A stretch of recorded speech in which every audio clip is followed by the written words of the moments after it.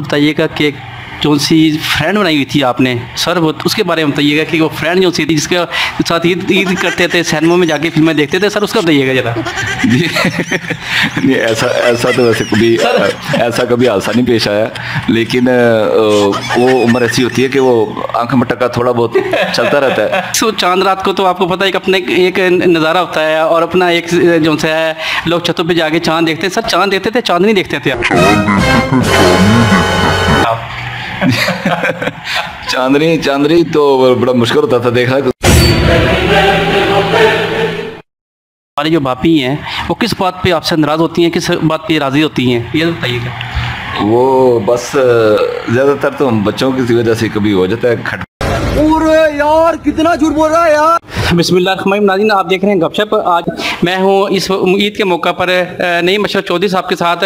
आज इनसे बात करेंगे कि ईद कैसे मनाएंगे और बच्चों के साथ मनाएंगे या कि किसी दोस्तों के साथ मनाएंगे, और उसके साथ साथ ये पूछेंगे बचपन में ये ईदें कैसे मनाते रहे हैं। आइए चलते हैं प्रोग्राम की तरफ, गपशप लगाते हैं। ईद का प्रोग्राम है, स्पेशल प्रोग्राम ये हम कर रहे हैं। तो नईम अशरफ साहब से पूछते हैं कि ये बचपन में किस तरह ईदें मनाते रहे हैं। जी सर, अस्सलाम वालेकुम। अस्सलाम वालेकुम जी। सर बताइएगा मुझे, बचपन में ईद जिस वक्त मनाते थे उस वक्त आप कपड़े पहनते थे, जूते पहनते थे, उस वक्त आपकी क्या रूटीन होती थी?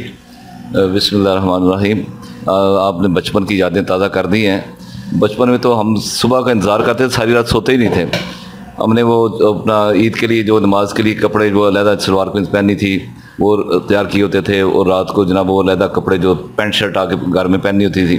फिर हमने गलियों में फिरना होता था, वो गोलगप्पे खाने जाना है, ये अपना बाज़ार से चीज़ें। वो सबसे पहले तो ईद पढ़ के आते ही ईदी का मुतालबा होता था। वालिदैन के आगे पीछे घूमते थे, वालिद साहब के आगे पीछे ईद दें। वो थोड़ा सा वो करते थे कि भाई अब ये ले लें, थोड़ी सी ले लें, 1000 ले लें, 2000 ले लें। वो हम बढ़ाते थे, वो यानी कि वो जानबूझ के भी तंग करते थे। तो वो एक बड़ा ही यादगार सा वक्त होता है कि जो बंदा सारी ज़िंदगी बोल नहीं सकता। तो फिर दोस्तों के साथ, अपने गली के दोस्तों के साथ, अपने स्कूल के दोस्तों के साथ मिल के खाना पीना, एक दूसरों के घरों में जाना, तो ये बड़ा अच्छा उस वक्त माहौल होता था। शरारतें करना, फिर इस तरह होता था कि वो छोटी छोटी गन्स आपको पता मिल जाती थी, तो वो पानी वाली भी होती थी, दूसरे शरों वाली भी होती थी, वो एक दूसरे को मारना ग्रुप्स बन के। तो ये बड़ा एक खूबसूरत सा और यादगार सा माहौल होता था, जो कि अब हम उसको सिर्फ याद ही कर सकते हैं। सर मुझे बताइएगा, आप बचपन में तो आपने झूले भी लिए होंगे, जो छोटी छोटी बंदूकें होती थी उसका भी जिक्र किया आपने, गुब्बारों का भी इस वक्त एक ज़माना होता था। हाँ। उसके बाद झूले लेने के लिए आप जीटी रोड पे अक्सर झूले लगे होते थे, उसमें भी आपने जो सा है वो झूले वगैरह लिए होंगे। सर बताइएगा कि उसके बाद क्या हुआ, जिस वक्त आप बड़े हुए, जवान हुए, कॉलेजों में भी गए होंगे, यूनिवर्सिटी में भी आप गए होंगे, और सर वहाँ पे आपकी जब ईद आती थी तो दोस्तों के साथ क्या हल्ला गुल्ला होता था आपका?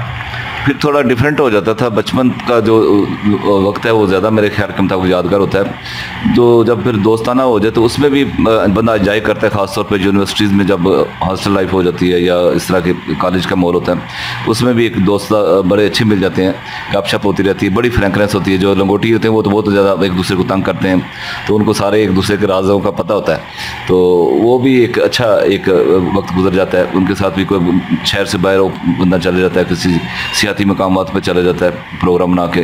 तो लेकिन अब वो सिस्टम इतना अच्छा नहीं रहा। सर अभी आपने एक बड़ी खूबसूरत बात की है कि आप जो है दोस्तों के साथ जाते थे और जो है वो गपशप होती थी, उसके बाद एक दूसरे का राज जो है। सर बताइएगा कि कौन सी फ्रेंड बनाई हुई थी आपने सर, वो उसके बारे में बताइएगा कि वो फ्रेंड जो सी थी जिसके साथ ईद करते थे, सिनेमा में जाके फिल्में देखते थे सर, उसका बताइएगा जरा। नहीं, ऐसा तो वैसे कभी हादसा नहीं पेश आया, लेकिन वो उम्र ऐसी होती है कि वो आंख मटका थोड़ा बहुत चलता रहता है, लेकिन वो सिनेमा की हद तक जाने की नौबत नहीं आई। बाकी वो एक दूसरे से कहते हैं वो पहले, अब तो एक चीज़ ऐसी मोबाइल ऐसी आ गई है कि वो 1 मिनट में लिंक बन जाता है। तो पहले तो ऐसा होता था कि वो दूर अपने किसी छत पे चढ़ी है तो मतलब दूर से देखा इंतजार अगर कब छत पे कोई आएगा तो देखेंगे हम। तो आजकल तो बहुत ही फास्ट है काम, तो हम तो करते इंतजार करते करते वो काम कब तक लेकी शादी हो जाए। सर बताइएगा कि चांद रात को तो आपको पता है कि अपने एक नज़ारा होता है और अपना एक जो है लोग छतों पे जाके चांद देखते हैं। सर चांद देखते थे चांद नहीं देखते थे आप? चांदनी तो बड़ा मुश्किल होता था देखना। सख्तियाँ बड़ी होती थी। तो बाकी चांद का देखने का वाकई नज़ारा, इसमें कोई शक नहीं कि अल्लाह ताला ने वो दिन ही ऐसा खूबसूरत दिया होता है, वो रौनक वाला दिन होता है। तो उसमें बड़ा बंदे को एक कुदरती तौर पर एक बड़ी अच्छी फीलिंग्स होती है उस बारे में। अच्छा सर, बताइएगा क्या चले, ये तो एक चले हमारी गपशप थी और ईद का मौका है, इस पे तो हम सब मिलके एक दूसरे के साथ एंजॉय करते हैं, बातचीत करते हैं और यही मज़ा आता है। मगर अफसोस कि कोरोना ने इसका सारा मज़ा ख़राब कर दिया। पहले तो ये बताइएगा कि सर आपके कितने बच्चे हैं, दूसरी ये बताइएगा कि सर जब आप ईद आ गई है ईद और जो है चांद रात है और बाज़ारों में अब तो खैर के नहीं है, और मुझे बताइएगा कि भाभी के साथ आप कितनी दफ़ा शॉपिंग के लिए गए?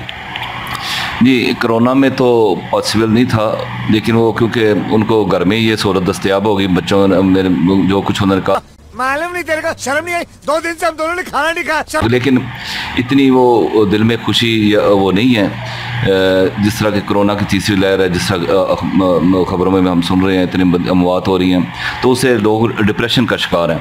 तो इतने ज़्यादा दिल खुश नहीं है। ईद की तो एक खुशी ज़रूर होती है, लेकिन दिल खुश नहीं है। लोगों के जो वाक़ सुन के लोग बीमार हैं, आदमी वाले के उसमें कोई रिश्तेदारों में कोई ना कोई बंदा बीमार होता है, महल्ले में कोई बीमार होता है, अजीज़ व क़रीब में दोस्तों में कोई बीमार होता है, तो वो बातें सुन के लोग डिप्रेस हुए हुए हैं। तो अल्लाह ताला इस मुसीबत मर्ज़ से बचाए और लोगों की खुशियाँ अल्लाह ताला वापस लौटें। तो सर भाभी, हमारी जो भाभी हैं वो किस बात पे आपसे नाराज़ होती हैं, किस बात पे राज़ी होती हैं, ये बताइएगा।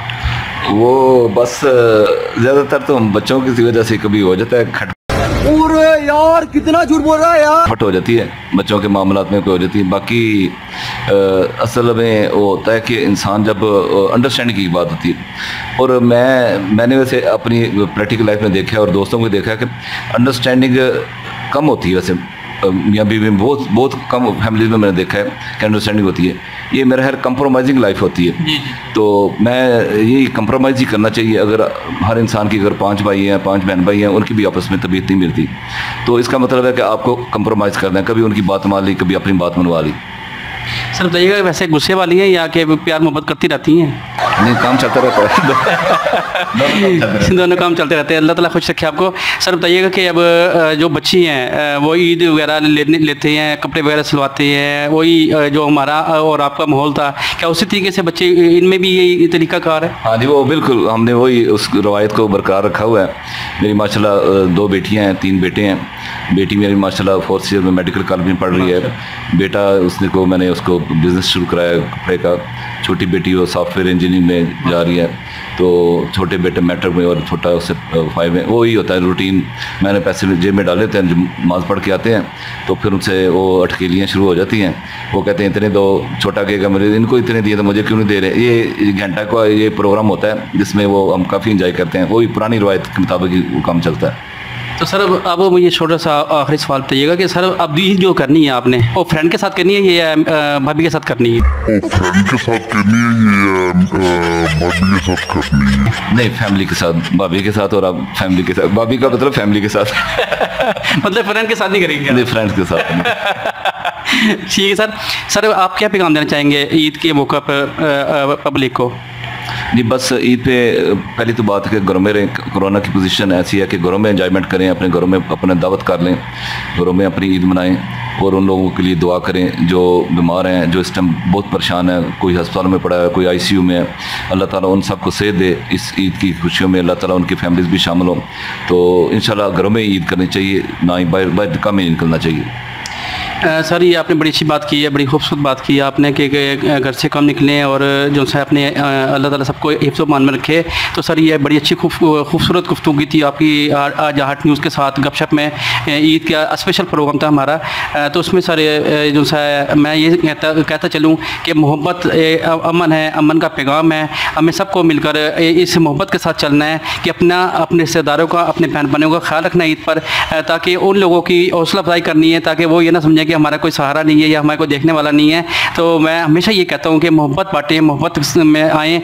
इसी तरीके से मोहब्बत बांटेंगे तो इंशाल्लाह अल्लाह भी खुश होगा और इंसान भी खुश हो जाएगा। Thank you sir, thank you very much.